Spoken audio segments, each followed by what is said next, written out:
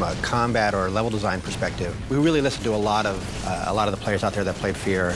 And one of the critiques that came from the community was people were saying that we were really kind of confined in office spaces. We thought there were some really great gameplay aspects about really close, in-your-face, tight combat, but we also wanted to augment that with changing the volume of the space. So by opening up, we can kind of create an ebb and flow of pacing of combat and how that's going to resolve. We went to places like a nuclear facility, we went to a school, we went to a hospital. We would go with artists, we would go with sound, we would also go with level designers.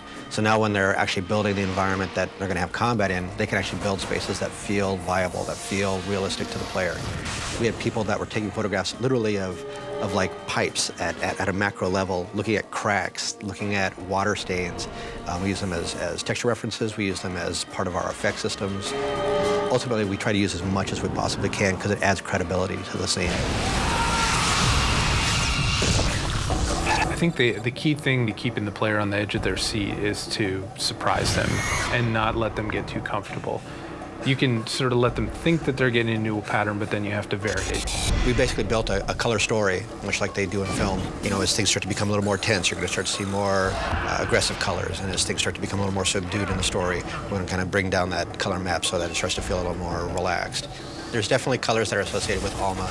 She'll get in close proximity with you, and she'll start to interact with the player. You'll start to see glimpses of parts of how she perceives the world, and all that has a very specific crafted color hue to it. So as we keep coming back to it time and time again, we're reinforcing that, and then we pay it off great at the end of the game, helping explain it and kind of pull it all together.